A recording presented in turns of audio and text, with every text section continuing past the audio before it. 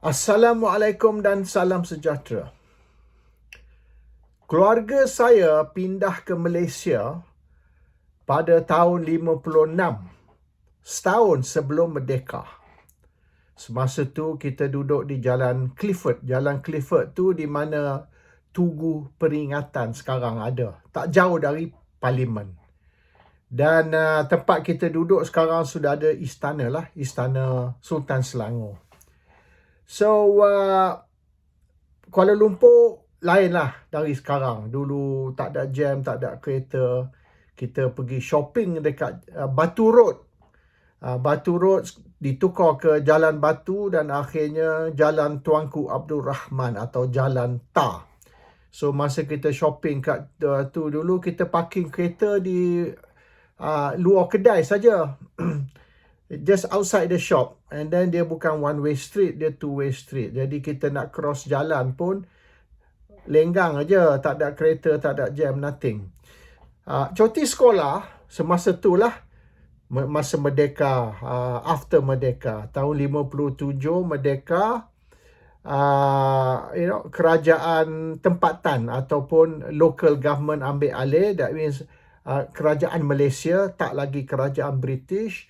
Dan atuk saya, grandfather saya jadi governor Pulau Pinang yang pertama masa merdeka dulu. Sebelum tu dia Menteri Besar Selangor dan sebagainya. So he became the first governor of Penang. Dulu Penang tak ada governor. Dulu governor di Singapore, Strait Settlements, iaitu Penang, Singapore dan Melaka.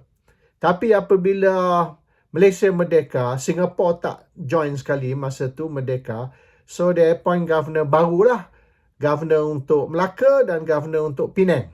Tak lagi ini memerintah dari Singapura atau mentadbir dari Singapura. So cuti sekolah dulu selepas merdeka lah, after 1957, umur saya dah 7-8 tahun lah masa tu. Kita orang setiap bulan Disember lah, cukup tahun, kita pergi Penang 2 minggu. Kita duduk 2 minggu Penang. Dan it was fun lah. Memang seronok. Kita orang ni tak sabar cuti sekolah Disember supaya kita boleh pergi Penang. Dan yang seronok Penang tu, kita duduk tepi laut. Dan kita naik Penang Hill, duduk kat Penang Hill. Penang Hill sejuk lah. So macam England lah. Mak saya memang suka sebab it's nice and cold, just like England. And shopping, oh best. Kalau Penang dulu, hari-hari kita pergi ke Penang Road, berjalan dekat kedai-kedai Penang Road untuk shopping. Penang masa tu shopping murah. Kita tak pergi Singapore. We never went to Singapore shopping sebab Singapore mahal. Penang is very cheap. Dan Penang free port, bermaknanya kita tak bayar cukai tau. Kita shopping kat Penang. Of course kalau kita ambil ferry cross ke seberang perai tu ataupun Butterworth, kita ada custom lah, so kita kena bayar lah. Tapi bayar lebih kurang lah, especially ialah kita ni keluarga governor kan, bila dia tengok aja, okay, dia wave through lah, dia ambil token lah, bayar lah berapa pun, 10-20 ringgit. Masa tu merdeka 10-20 ringgit kira okay lah tu, tak murah lah. So we enjoyed lah bulan Disember, school holidays, pergi Penang 2 minggu. Dan semasa tu juga my grandfather punya birthday, so kita celebrate birthday dan sebagainya. And then tahun 67, I'm talking about tahun 57, masa kita orang tu merdeka lah. Masa merdeka 57, kita orang setiap tahun bulan Disember cuti sekolah pergi duduk Penang 2 minggu dan kita duduk shopping dan sebagainya. 10 tahun kemudian, tahun 67, Penang punya free port status di abolish, dibatal. So after that, tak enjoy lah. Kita pergi Penang ni nothing because dah tak ada free port status, and then barang pun dah tak murah, dan we selepas tu kita pergi Singapore shopping. So Singapore yang untung after that. Selepas tahun 67, Singapore became the destination untuk nak cuti dan untuk nak ni lah. Kita tak payah duduk Singapore, kita boleh duduk Johor Bahru. Cheaper hotel dan sebagainya. Dan kita hari-hari berjalan pergi Singapore lah. People's Park Complex dulu was the, boleh katakan, tempat yang kita favourite lah. People's Park Complex and Siketang, Orchard Road, that was the place now lah. Penang kita dah tak kisah dah. We didn't bother anymore about Penang.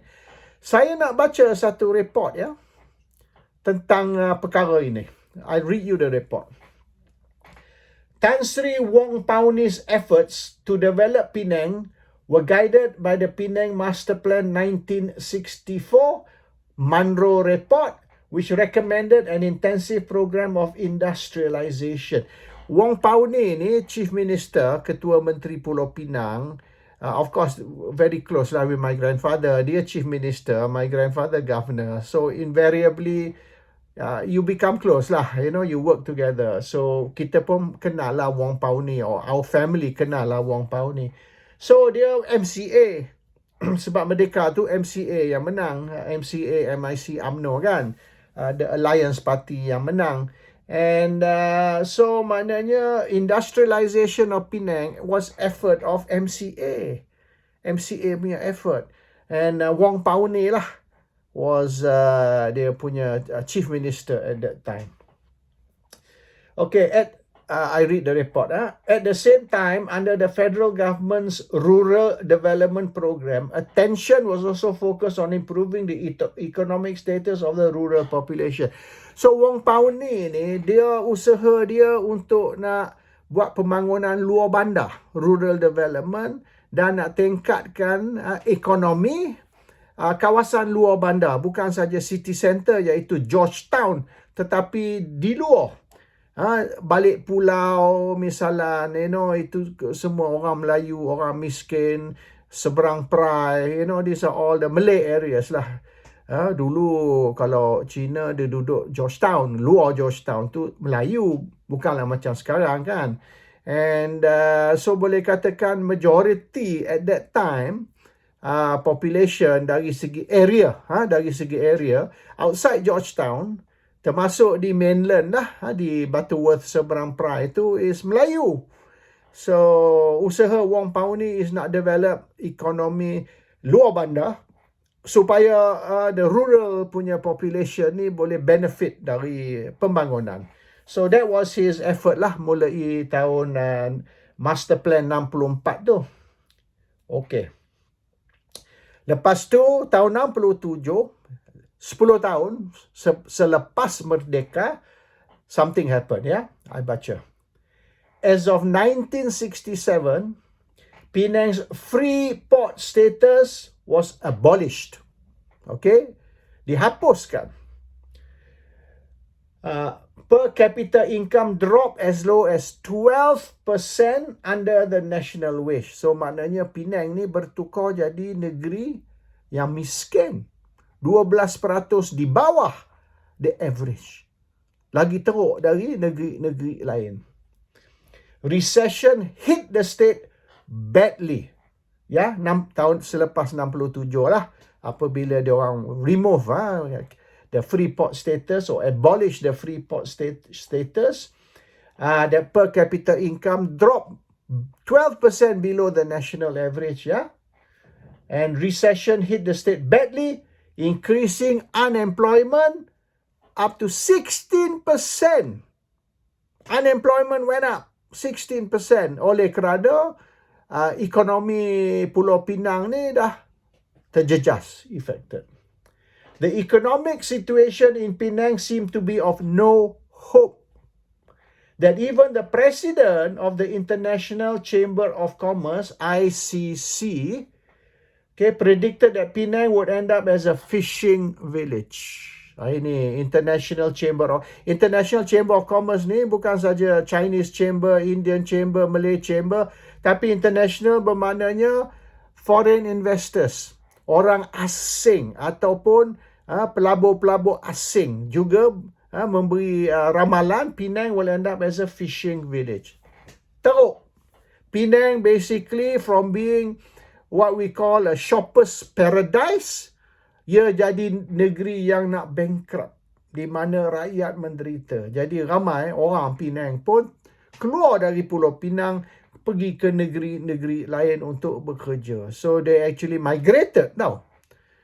Bukan saja orang Melayu, orang Cina ramai.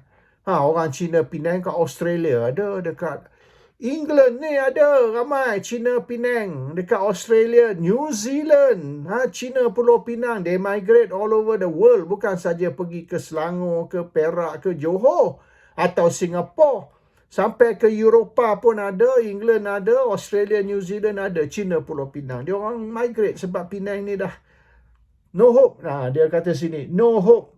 Mengikut laporan, and will end up as a fishing village.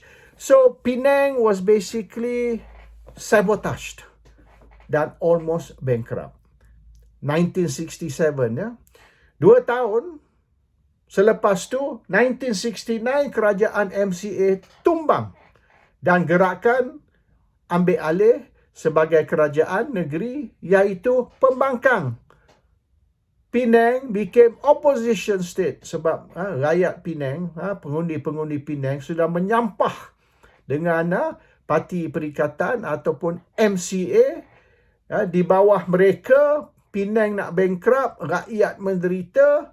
Ramai rakyat terpaksa keluar dari Pulau Pinang, berhijrah either di negeri-negeri lain ataupun berhijrah ke negara lain. Not just negeri lain. That is the story of Penang tahun 60-an. Iaitu dari 57 hingga 67, 10 tahun. Lepas tu Penang dibankruptkan dan Penang 2 tahun kemudian Penang jatuh ke tangan pembangkang sebab rakyat Pulau Pinang sudah benci dengan kerajaan pusat.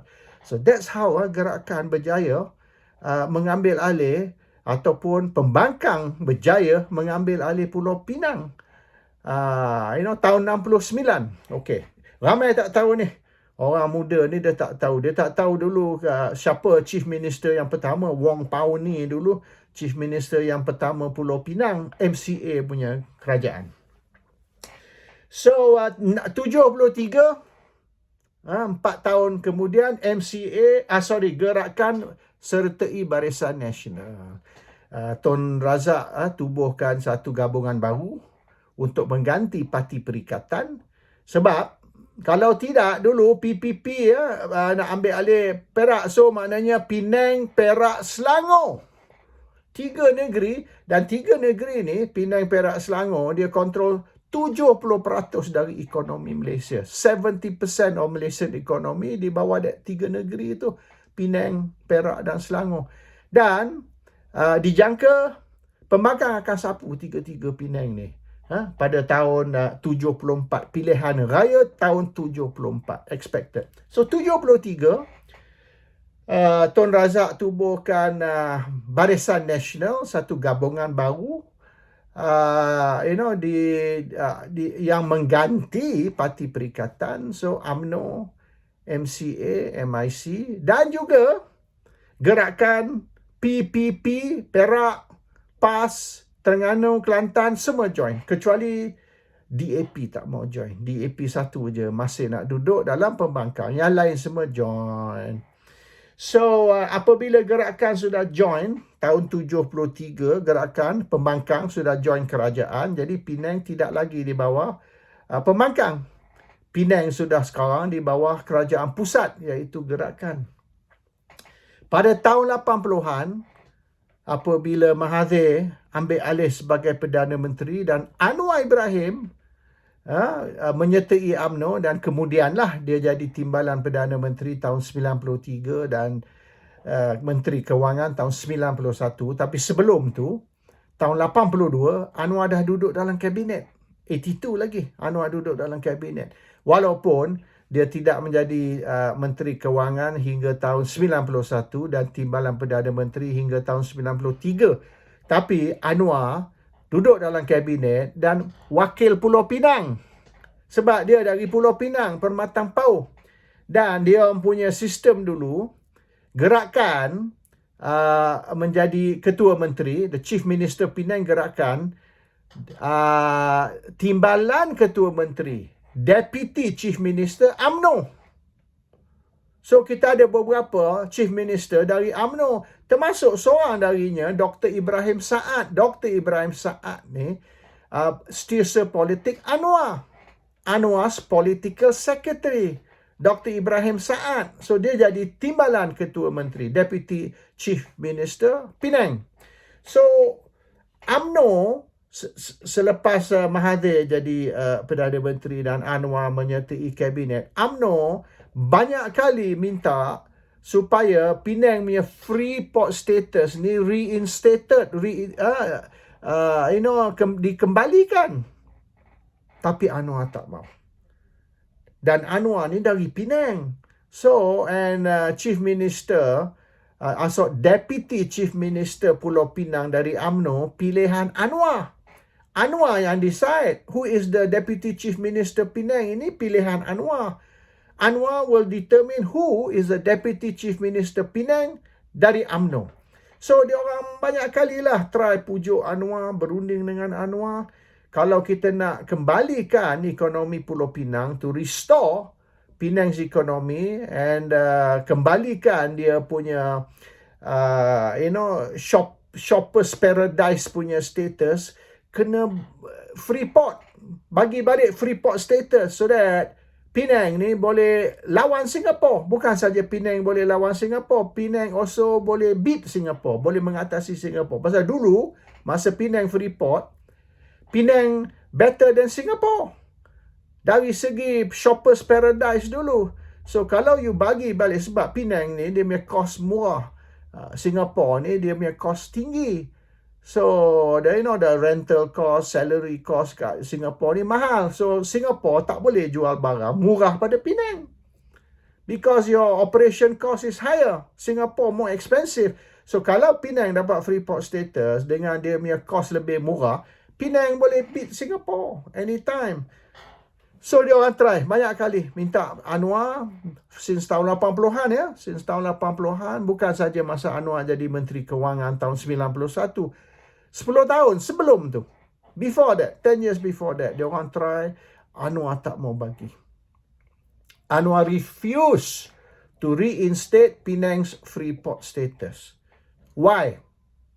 Jawab Anwar kepada timbalan Ketua Menteri, Deputy Chief Minister, iaitu jawapan dia kepada UMNO Pulau Pinang, dan UMNO Pulau Pinang, dia punya ketua is Anwar, okay? He's the chief of UMNO Penang. Dia jawab kepada timbalan Ketua Menteri ataupun kepada UMNO Penang, kalau kita reinstate free port status of Penang, yang kaya Cina bukan Melayu. So buat apa kita nak bagi balik Penang free port status dan kita bantu Cina kaya, bukan Melayu yang kaya. That was the reply. So dengan jawapan macam tu, maknanya Penang, UMNO Penang stop pushing lah. So even bila kita runding kata, orang ni, why can't you reinstate the free port status Penang ni? I ingat lagi tahun 60-an dulu, selepas merdeka dulu, masa I sekolah lagi, we found Penang, far better. Kita tak pergi Singapura dulu. Now orang pergi Singapura, So dia tolak, dia kata, banyak kali dah kita try. Anwar will not budge. Anwar kata, kalau kita bagi free port status Pulau Pinang, yang kaya Cina bukan Melayu. So kita give up lah. So that is the situation. Sebab apa Penang free port status was removed 10 tahun selepas merdeka. Dan sampai hari ini, walaupun Anwar was the UMNO Penang punya ketua masa tu, ketua perhubungan, and then the Deputy Chief Minister Penang was UMNO, Anwar tak mau bagi balik Penang free port status oleh kerana ini hanya akan kayakan Cina. Orang Melayu tidak akan dapat apa-apa faedah. So that is the real Anwar Ibrahim lah. Tanyalah ni budak-budak UMNO Pulau Pinang. Ada ramai tu masih hidup lagi lah, And they can tell you the problems that they had. With Anwar untuk nak bantu. Of course dia kata Penang ni maju, Penang ni now Penang maju tu is dari segi perindustrian, dari segi investment tu nothing to do with DAP. Itu masa Wong Pao Ni dulu. They had this, Penang Master Plan 1964, the Munro Report, which recommended an intensive program of industrialization. Itu tahun 64. Kita ni nak masuk tahun berapa dah ni? Berapa hari lagi? 5 hari lagi kita nak masuk tahun 2024. 2024, 64 ni. 60 tahun.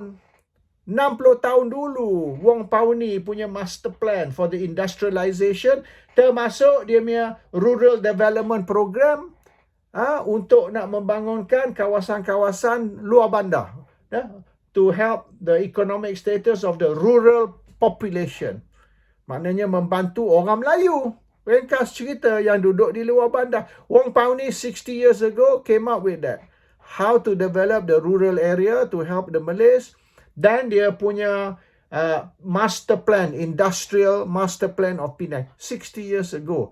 Tapi dia punya local punya ekonomi, domestic economy dari segi trading ataupun shopping was badly affected oleh kerana Penang tidak lagi enjoy free port status dan Singapore berjaya ambil alih dari Penang as the shoppers paradise. And Anwar berapa kali didesak to do something to help. Anwar said no, because whatever we do will only help the Chinese, it will not help the Malays. Bagi penyokong-penyokong DAP, penyokong-penyokong Pakatan, especially dari Pulau Pinang, orang bukan Melayu, you have to know who is the real Anwar Ibrahim. Anak Cina, anak saya, anak India, anak saya, konon. Tapi bila dia didesak oleh UMNO Pulau Pinang untuk buat sesuatu untuk membantu ekonomi Pulau Pinang dari segi free port status, dia tolak atas alasan ini hanya menguntungkan Cina, tak menguntungkan Melayu. So you have to know who is the real Anwar, okay? Yang orang-orang bukan Melayu yang mendewakan Anwar ni, you have to know who is the real Anwar Ibrahim.